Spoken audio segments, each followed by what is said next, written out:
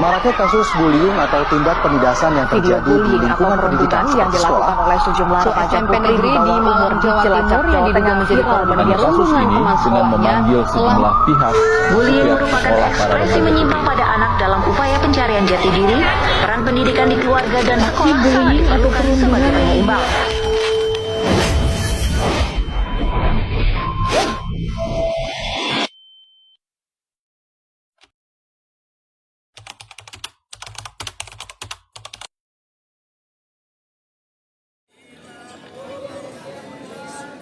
Kenapa ada acara pindah segala sih di sini?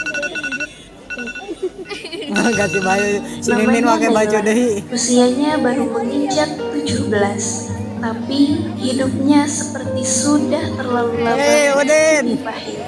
Sejak kecil, dia hidup tanpa pelukan seorang ibu. Orang tuanya bercerai, maka dia baru bisa menyebut kata mama. Sejak saat itu, Naila tinggal bersama ayahnya, seorang pria keras yang tenggelam dalam botol-botol alkohol. Setiap malam, suara botol jatuh dan umpatan kasar menjadi pengantar tidurnya. Rumahnya bukan tempat yang nyaman, bukan pula tempat yang membuatnya merasa aman. Naila juga merupakan seorang konten kreator dengan ribuan pengikut. Di dunia maya, dia tampil ceria, penuh inspirasi, dan tampak bahagia. Ia membuat konten motivasi, skincare, hingga tips belajar. Banyak orang yang Jangan lupa di tap ya. Oke guys, jadi itu tips dari aku. Jangan takut buat jadi diri sendiri ya. Semoga kalian... Nak, kamu ya dipanggil dari tadi diem aja. Coba patuh sama bapak. Kamu pikir kamu udah hebat hah? Makan dulu tuh, nurut sama orang tua. Bapak tolong jangan teriak-teriak lagi.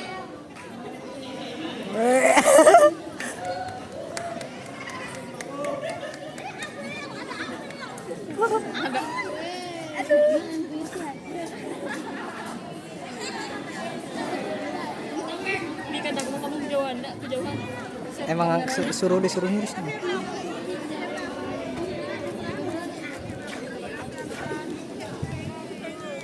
Ini kedeketan nih.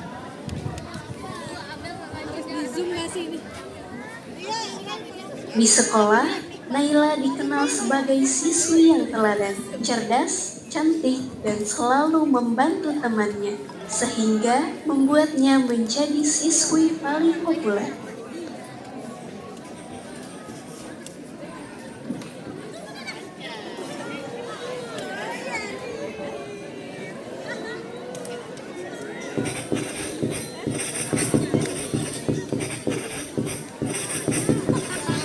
Kamu kok hebat banget sih, udah mah cantik, pinter, baik, populer, rajin lagi.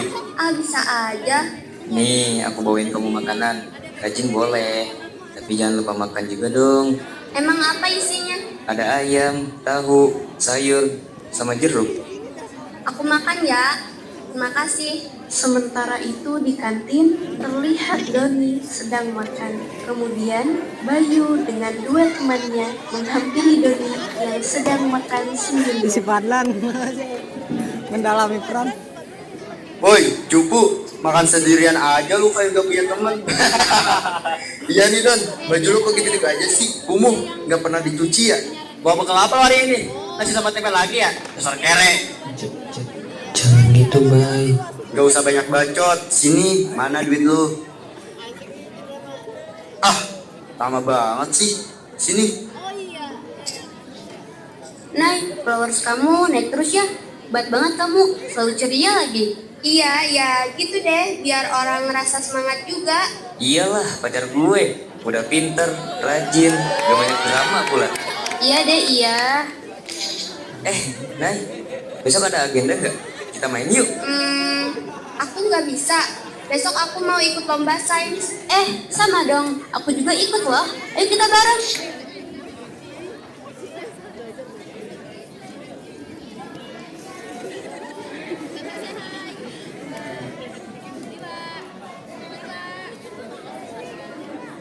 Perlombaan pun berlangsung. Namun, nilai Naila ternyata lebih rendah dari Clara. Kemudian, Naila pun tahu Clara telah melakukan kecurangan, yaitu menyogok panitia. Naila pun pulang ke rumah dalam keadaan kesal. Naila, dari mana saja kamu? Dari pagi baru pulang. Apa sih Pak? Gak usah teriak-teriak dong. Naila ikut lomba tadi. Mana buktinya? Kamu pulang gak bawa apa-apa. Sertifikat gak ada, piala gak ada. Gak usah bohong deh. Dalam keadaan marah, ia membuka HP-nya dan membuat story di Instagram.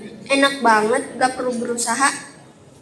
Ternyata, Clara melihat postingan Naila tersebut dan merasa tersinggung. Clara marah dan mulai membuka rahasia yang selama ini Naila simpan rapat. Clara menyebarkan tangkapan layar pesan-pesan lama dari masa lalu Naila yang sempat curhat tentang keluarganya. Ia bahkan menggali lebih dalam dan menemukan foto ayah Naila yang sedang mabuk. Semua itu diunggah ke media sosial. Hujatan pun datang bertubi-tubi.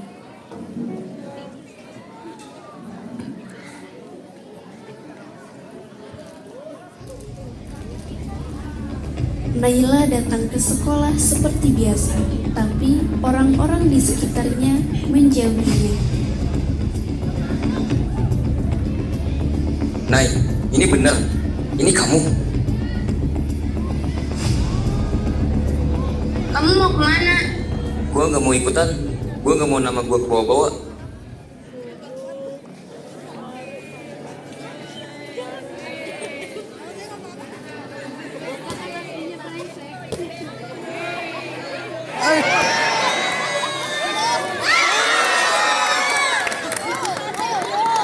Kalian ngapain sih gangguin Doni? Gak malu keroyokan gitu? Naila, gak usah ikut campur lu. Ini bukan urusan lu. Ini urusan kita semua. Ngebully itu gak benar. Kalian pikir keren ngejek-ngejek orang. Apa sih lu? Dasar anak tukang mabuk, bermuka dua, munafik, so baik lu. Bapak lu tukang mabuk tuh, urusin. Dasar lo, so imut.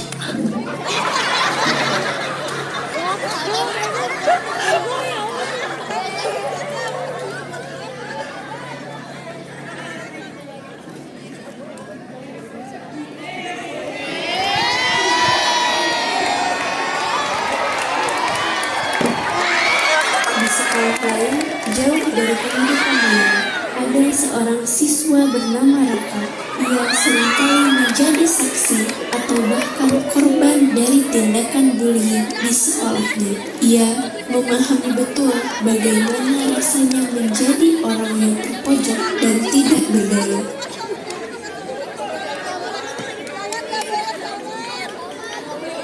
Kalian tahu nggak sih si Naila anak SMA 11 yang terkenal itu dia ternyata anak mabuk.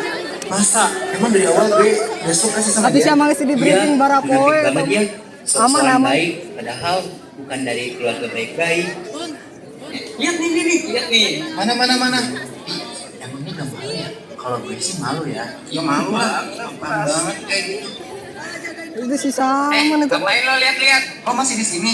Pergi sana. Iya, pergi lo. Sakit mata gue lama-lama lihat lo. Pergi. Khusus.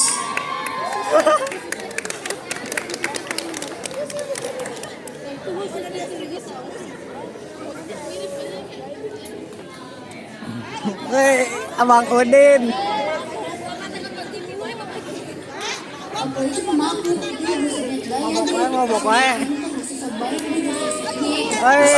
mabuk, bermuka dua, munafik, so baik lu.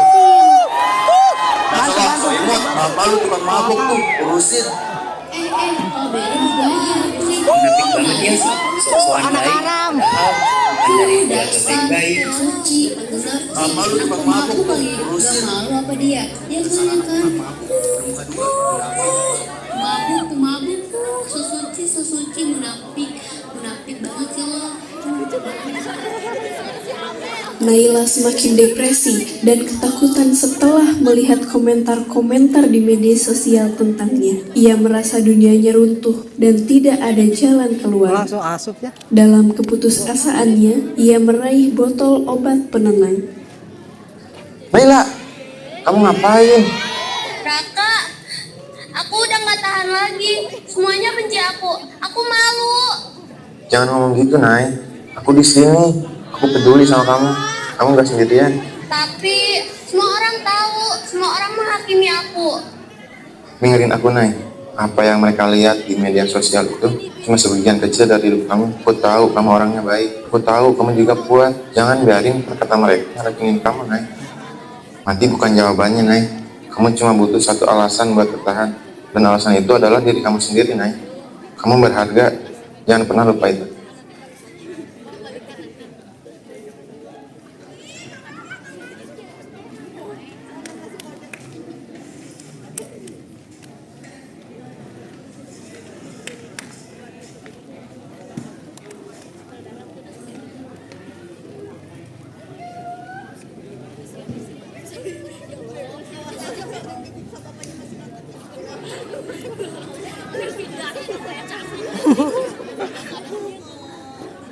Setelah kejadian malam itu, Raka memutuskan untuk pindah sekolah ke tempat Naila. Ia ingin terus berada di dekat Naila dan memberikan dukungan yang ia butuhkan. Boleh aku duduk di sini? Raka, kok kamu ada di sini? Aku pindah sekolah ke sini. Aku mau jadi teman kamu. Terima kasih Raka, kamu baik banget. Tuh kan, lebih enak dilihat kalau kamu kawal lepas gini. Jangan sembunyiin lagi ya. Hujan. Iya kak, aku juga merasa lebih ringan sekarang.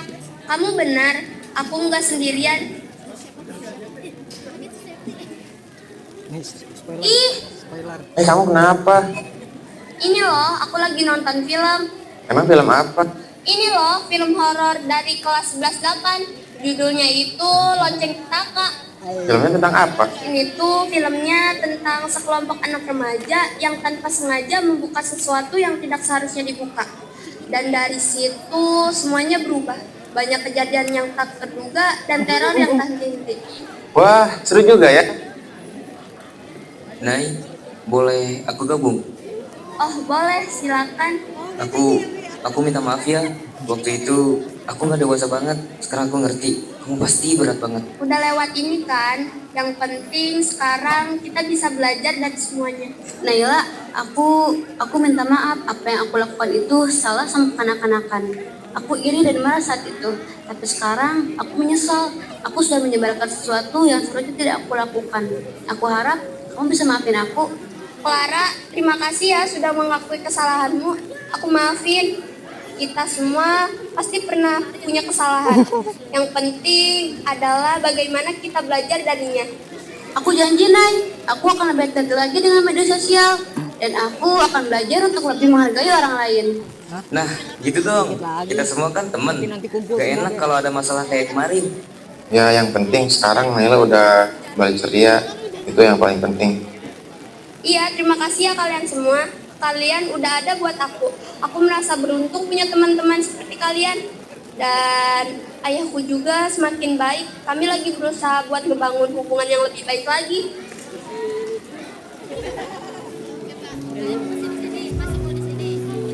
Dan dari apa yang saya alami, saya belajar bahwa apa yang kita lihat di media sosial seringkali hanya permukaan. Kita tidak pernah benar-benar tahu apa yang sedang dihadapi seseorang. Hujatan dan asumsi bisa sangat menyakitkan.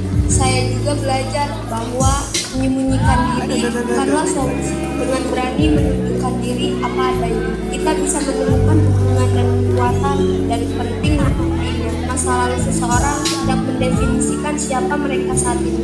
Belakangan. Kisah Naila, dari seorang gadis remaja yang menyembunyikan luka di balik Belakangan. hingga ia berani membuka diri dan menerima dukungan. Perjalanan hidupnya memperlihatkan bagaimana tekanan media sosial dan masalah keluarga dapat memengaruhi kesehatan mental seseorang.